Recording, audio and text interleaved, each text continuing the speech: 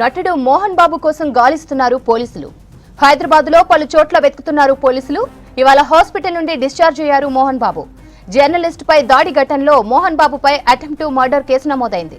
2 రోజుల పాటు హాస్పిటల్లో చికిత్స పొందుతూ ఇవాళే డిశ్చార్జ్ అయ్యారు మోహన్ బాబు. స్టేట్మెంట్ రికార్డ్ కోసం పోలీసులు ఆయన ఇంటికి వెళ్లారు. అయితే ఇంట్లో ఎక్కడా మోహన్ బాబు కనిపించకపోవడంతో సమాచారం ఇవ్వకుండా వెళ్లినందుకు ఆయన కోసం గాలిస్తున్నారు పోలీసులు. ఇప్పటికే మోహన్ బాబు ముందస్తు బెయిల్ను కొట్టేసింది హైకోర్టు.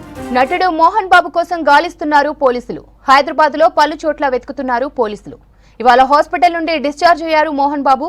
జర్నలిస్టుపై దాడి ఘటనలో మోహన్ బాబుపై అటెంప్ట్ టు మర్డర్ కేసు నమోదైంది. 2 రోజుల పాటు హాస్పిటల్లో చికిత్స పొందుతూ ఇవాళే డిశ్చార్జ్ అయ్యారు మోహన్ బాబు. స్టేట్మెంట్ రికార్డ్ కోసం పోలీసులు ఆయన ఇంటికి వెళ్లారు. అయితే ఇంట్లో ఎక్కడా మోహన్ బాబు కనిపించకపోవడంతో సమాచారం ఇవ్వకుండా వెళ్లినందుకు ఆయన కోసం గాలిస్తున్నారు. ఇప్పటికే మోహన్ బాబు ముందస్తు బెయిల్ను కొట్టివేసింది హైకోర్టు. నటుడు మోహన్ బాబు కోసం గాలిస్తున్నారు పోలీసులు. హైదరాబాద్లో పలు చోట్ల వెతుకుతున్నారు. ఇవాళ హాస్పిటల్ నుండి డిశ్చార్జ్ అయ్యారు మోహన్ బాబు. జర్నలిస్టుపై దాడి ఘటనలో మోహన్ బాబుపై అటెంప్ట్ టు మర్డర్ కేసు నమోదైంది. 2 రోజుల పాటు హాస్పిటల్లో చికిత్స పొందుతూ ఇవాళే డిశ్చార్జ్ అయ్యారు మోహన్ బాబు. స్టేట్మెంట్ రికార్డు కోసం పోలీసులు ఆయన ఇంటికి వెళ్లారు. అయితే ఇంట్లో ఎక్కడా మోహన్ బాబు కనిపించకపోవడంతో సమాచారం ఇవ్వకుండా వెళ్లినందుకు ఆయన కోసం గాలిస్తున్నారు.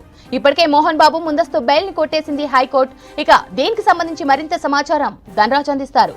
ధనరాజ్, విచారణ కోసం వెళ్లిన పోలీసులకు మోహన్ బాబు ఇంట్లో లేనట్లు చెప్తున్నారు. అప్డేట్స్ ఏంటి?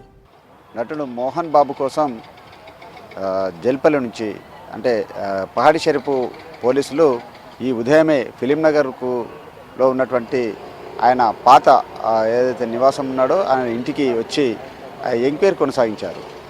ఆ తర్వాత డిశ్చార్జ్ అయిన తర్వాత ఆయన నేరుగా ఫిలింనగర్లో ఉన్నటువంటి తన పాత ఇంటికే చేరుకున్నారనే సమాచారం అందింది. ఈ సమాచారం మేరకు పహాడి షరీఫ్ పోలీసులు విచారణ కోసం మోహన్ బాబు ఇంటికి వెళ్ళినటువంటి క్రమంలో ఆయన ఇంటి వద్ద లేరు, ఆయన జల్లిపల్లిలోనే ఉన్నారనే సమాచారం తెలుసుకొని ఆ తర్వాత పోలీసులు రాచకొండ పోలీసులు జల్లిపల్లికి వెళ్ళారు.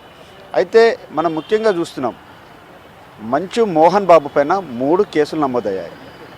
ఏదైతే మోహన్ బాబు ఆయన జల్లిపల్లి ఇంటి వద్ద ఘర్షణ చేయడం, ఆ ఘర్షణలో ఆయన అనుచర వర్గంతో పాటు ఆయన కూడా ఒక జర్నలిస్ట్ పైన దాడి చేయడంతో ఆయన పైన హత్యాయత్నం కేసు నమోదైంది.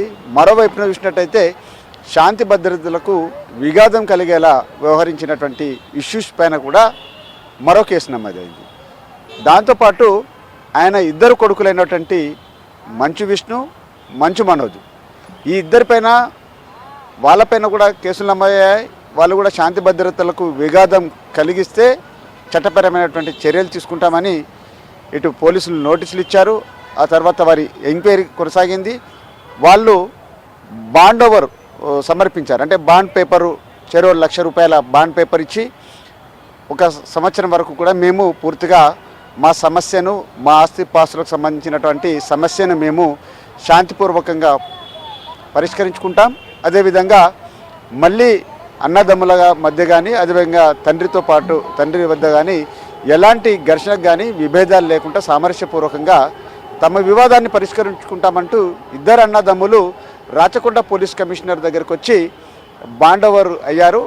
ఆ బాండ్ పేపర్ ఇచ్చి దాని కండిషన్స్ కూడా పాటిస్తామని వాళ్ళు విచారణకు హాజరై వాళ్ళు వెళ్ళిపోయారు. కానీ ఇక్కడ మోహన్ బాబు చూసినట్టయితే అసలు ఆ వివాదాన్ని అంతా కూడా పులి స్టాప్ పెట్టాల్సినటువంటి తండ్రి 2 కొడుకులకు సంబంధించిన వివాదాన్ని పరిష్కరించాల్సింది పోయి అక్కడున్నటువంటి బౌన్సర్లతోటి, తన అనుచర గణంతో చాలా వరకు వివాదాన్ని చాలా పెద్ద ఎత్తున తారస్థాయికి జరిగేలాగా చూసిండు. అదేవిధంగా అక్కడ ఉన్నటువంటి ఒక మీడియా జర్నలిస్ట్ని చాలా తీవ్రంగా గాయపరిచాడు.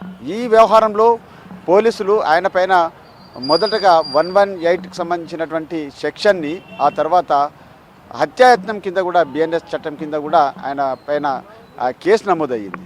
ఈ ఇష్యూలో మరోమారు రాచకొండ పోలీసులు నోటీసులు ఇచ్చేటువంటి క్రమంలో ఆయన హైకోర్టులో లంచ్ మోషన్ పిటిషన్ దాఖలు చేశారు. ఏదైతే తనను అరెస్ట్ చేస్తారో తనను పైన నమోదైన కేసులను క్వాష్ చేయాలంటూ హైకోర్టును ఆశ్రయించినటువంటి క్రమంలో ఆయన పిటిషన్ను కొట్టివేయడం జరిగింది. ఈ క్రమంలో ఇక పోలీసులు ఫర్దర్ సంబంధించినటువంటి ఇన్వెస్టిగేషన్ కోసము మోహన్ బాబుకు నోటీసులు ఇవ్వడం కావచ్చు, అదేవిధంగా ఇన్వెస్టిగేషన్ కోసం కావచ్చు.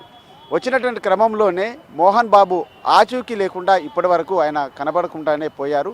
అసలు మోహన్ బాబు ఎక్కడ ఉన్నారు అనేది ఓ వైపున పోలీసులకు అంతు చిక్కడం లేదు. మరోవైపున చూసినట్టయితే కేసు విచారణలో భాగంగా చూసినట్టయితే ఆయన దగ్గర ఒక వెపన్ కూడా ఉంది.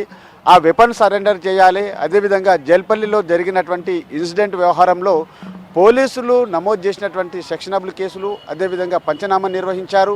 అదేవిధంగా తగినటువంటి ఎవిడెన్స్లను కూడా ఇప్పటికే పోలీసులు ఎంక్లోజ్ చేయడం జరిగింది. ఈ వ్యవహారాలపైన కూడా మోహన్ బాబును విచారించేందుకు వెళ్ళినటువంటి రాచకొండ పోలీసులకు చాలా వరకు అక్కడ పోలీసుల నుంచి తప్పించుకొని ఇప్పటి వరకు ఆచూకీ లేకుండా పోవడం జరిగింది. అసలు మోహన్ బాబు ఎక్కడ ఉన్నారనేది రాచకొండ పోలీసులను చాలా వరకు ఈ ప్రశ్న వేధిస్తుంది. మరోవైపున చూసినట్టయితే ఇప్పటికే ప్రత్యేకమైనటువంటి special టీంలతోటి Mohan Babu phone number ఆధారంగా కూడా ఆయనకు ఫోన్ చేస్తున్నటువంటి క్రమంలో కూడా ఫోన్ స్విచ్ ఆఫ్ చేశారు. అంతేకాకుండా ఆయన అనుచర గణం కూడా ఆయన ఆచూకీగానే ఆయన ఎక్కడ ఉన్నారనే విషయాలను కూడా ఇటు రాచకొండ పోలీసులకు వెల్లడించడం లేదు. మరోవైపు చూసినట్టయితే ఆయన హైకోర్టులో లంచ్ మోషన్ పిటిషన్ దాఖలు చేసినటువంటి క్రమంలో అక్కడ కూడా ఆయనకు ఎదురు దెబ్బ తగిలింది.